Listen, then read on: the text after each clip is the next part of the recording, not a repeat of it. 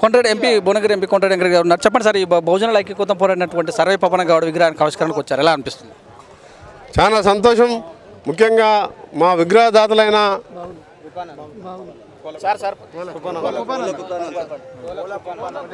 కోళ్ళ కృపానందంకు ముందుగా అభినందన తెలియజేసుకుంటూ కార్యక్రమాన్ని ఏర్పాటు చేసిన మా బాగయ్య గౌడ్ గారికి, అలాగే ఈ కార్యక్రమం పాల్గొంటున్న ఇదే గ్రామానికి చెందిన మన ఎంపీపీ అశోక్ గారు, అలాగే సర్పంచ్ గారికి కవిత సోముల్ గారికి, అలాగే మా ఎంపీటీ సోముల్ గారికి, జడ్పీటీసీ నగేష్ గారు, మన రాష్ట్ర కాంగ్రెస్ నాయకులు, మన ప్రముఖ నాయకులు బీల్ ఐలయ్య గారికి, ఉపేందర్ రెడ్డి గారు, అందరికి పేరు పేరున సమయం ఎక్కువ లేదు కాబట్టి మా ప్రజాప్రతినిధులందరికీ పార్టీలకు అతీతంగా ఒక మహోన్నతమైన వ్యక్తి, బడుగు బలహీన వర్గాలకే కాదు పోరాటానికి మారుపేరైన ఒక పేద కుటుంబంలో జరిపించిన సర్దార్ సర్వాయి పాపన్న విగ్రహాన్ని ఆవిష్కరిస్తూ ఈరోజు ఇందులో పాల్గొనడం మీ అందరూ కూడా ఆయన అడుగు జాడలో నడుస్తూ రాబో కాలంలో బడుగు బలహీన వర్గాల వారికి అభ్యున్నతికి కృషి చేస్తామని చెప్పి ఈ సందర్భంగా తెలియజేసుకుంటూ, ముఖ్యంగా పంజాల జయంత్ గౌడ్ గారు మొట్టమొదట ఆయన విగ్రహాన్ని దేవరకొండ మన భువనగిరి కిలా కింద పెట్టడమే కాదు, ఆయన పేరు మీద సినిమా తీసిన తర్వాత గతంలోనే ఆయన చరిత్ర అందరికీ తెలుసు. 20 కోట్లను జయించిన వీరుడు ఆయన. ఆఖరి గోల్కొండ కులాన్ని కూడా దాన్ని స్వాధీనంలో చేసుకొని 7 నెలలు పాలించిన వ్యక్తి అయినా 300 సంవత్సరాల క్రితం.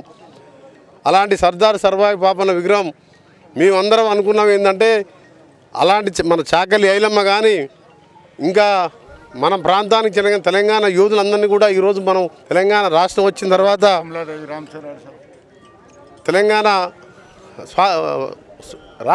తర్వాత మనం అందరం కూడా గర్వించదగ్గ విధంగా ఈ ప్రభుత్వం చేస్తుందని అనుకొని ఆశయించాం. ముఖ్యంగా ఇదే గ్రామానికి చెందిన ఆరుట్ల కమలాదేవి, రామచంద్రారెడ్డి, ఈ ప్రాంతానికి చెందిన లక్ష్మీనరసింహారెడ్డి కానీ, రావి నారాయణ రెడ్డి కానీ రజాకార్లకు వ్యతిరేకంగా పోరాటం చేసిన నాయకులు వాళ్ళు. అలాంటి పుట్టిన గడ్డలో ఈ విగ్రహాన్ని, ఇలాంటి మహానాయకుని విగ్రహాన్ని ఏర్పాటు చేసుకోవడం చాలా సంతోషంతో పాటు తప్పకుండా రాబో కాలంలో సర్దార్ సర్వాయి పాపన్న విగ్రహాన్ని ట్యాంక్ బండిపై ఏర్పరిచే విధంగా తెలంగాణ ప్రభుత్వం మీద ఒత్తిడి తీసుకొస్తామని చెప్పి ఈ సందర్భంగా హామీ ఇస్తున్నాం. అదే ముఖ్యమంత్రి కూడా విజ్ఞప్తి చేస్తున్నాను. ఎందుకంటే మీరు తెలంగాణ యోధులను మర్చిపోవద్దు. తెలంగాణ కోసం పోరాటం చేసి తెలంగాణ గడ్డ మీద పుట్టిన పోరాట యోధుడు సర్దార్ సర్వాయి పాపన్న. అంటే సర్దార్ అనే బిరుదు వచ్చిందంటే 300 సంవత్సరాలు మనం గుర్తుంచుకోవాలని వెంటనే ముఖ్యమంత్రి గారు స్పందించి దాన్ని ఏర్పాటు చేయాలని చెప్పి ఈరోజు ఇంత మంచి విగ్రహాన్ని ఏర్పాటు చేసిన దాతలు, ఇక్కడున్న ఆర్గనైజర్స్, కనీసం రాష్ట్ర మంత్రి, ఈ ప్రాంత ఎమ్మెల్యే రాకపోవడం కూడా చాలా బాధాకరం.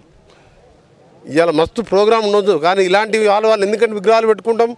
ఆయన స్ఫూర్తి, ఆయన పోరాట పటిమ మన యువకులకు, నేటి యువకులకు బాటలు కావాలి. ఆయన అడుగుజాడలు నడవాలని విగ్రహాలు పెట్టుకుంటాం. కానీ వచ్చి కనీసం ఆవిష్కరణలో పాల్గొంటే ధైర్యం వస్తుంది బడుగు బలహీన వర్గాల వారికి. అందుకనే ముఖ్యమంత్రి గారిని డిమాండ్ చేస్తూ తప్పకుండా ట్యాంక్ బండ్పై ఆయన ఏర్పాటు చేయకుండా రేపు దేవుని దయతో, ప్రజల ఆకాంక్షతో, ప్రజల ఆశయాలతో తెలంగాణ ఇచ్చిన కాంగ్రెస్ పార్టీ అధికారంలోకి వచ్చిన వెంటనే ట్యాంక్ బండ్పై బ్రహ్మాండమైన సర్దార్ సర్వాయి పాపన్న విగ్రహాన్ని ఏర్పాటు చేస్తామని, ఇది మాటలు కాదు చేసి చూపిస్తామని చెప్పి మరొకసారి తెలియజేసుకుంటూ, ఇవాళ బడుగు బలహీన వర్గాల వారికి ఇవాళ చేయుతో లేకుండా మీరందరూ చూసిన ఇవాళ తెలంగాణ ఉద్యమంలో దెబ్బలు తిని లక్షలాది మంది ఉద్యోగ ఉపాధ్యాయ కార్మిక సోదరులకు అండగా ఉండి ఆఖరి పోలీసులతో చావు దెబ్బలు తిన్న స్వామిగౌడ్ గారు ఎక్కడున్నో ఎవరికి తెలియదు. తెలంగాణ ఉద్యమంలో పోరాటం చేసిన వాళ్ళు ఎవరు కూడా ఇవాళ తెలంగాణ ప్రభుత్వంలో లేరు. అందుకనే మాది అలాంటి జరగకుండా తెలంగాణ యోధులను సన్మానించుకుంటాం. తెలంగాణ ఇచ్చిన కాంగ్రెస్ పార్టీలో ప్రతి ఒక్కరు ఇలాంటి సర్దార్ సర్వాయి పాపన్న చరిత్ర గుర్తించే విధంగా ఆయనని వెలుగులోకి తీసుకొస్తూ ఆయన ఆశయాలను నడుస్తామని తెలియజేసుకుంటూ, మరొకసారి మా దాతలందరికీ ప్రత్యేకంగా మా సొంట సోములు గారు ఈ సమయంలో మా మధ్యలో లేకపోవడం చాలా బాధాకరం. మా ఎంపీటీసీగా ఉంటూ మాకు చేదోడు కావడం, మాతోడు ప్రజల మధ్యలో ఉండే వ్యక్తి ఆయన. ఇదే గ్రామానికి చెందిన మా ఎంపీపీ అశోక్ గారు కానీ, జడ్పీటీసీ నగేష్ గారు కానీ, ఇంకో సర్పంచ్ గారు కానీ అందరికి కూడా చెప్తున్నాం, కరోనా ఉండడం మూలంగా 7-8 మాసాలు ఎక్కువ అభివృద్ధి కార్యక్రమాలు కానీ అన్నీ చేయలేకపోయాం. ప్రజల మధ్య తిరగలేకపోయినాం. భారతదేశమే కాదు ప్రపంచమే స్తంభించిపోయింది. కాబట్టి తప్పకుండా కొలనుపాక గ్రామ అభివృద్ధి కోసం, గోలంగడ కోసం గతంలో మనం చెప్పిన మాటలు కానీ, సోములు గారు కానీ మనందరం ఇక్కడ జైన్ ఆలయం అంటేనే ప్రపంచంలో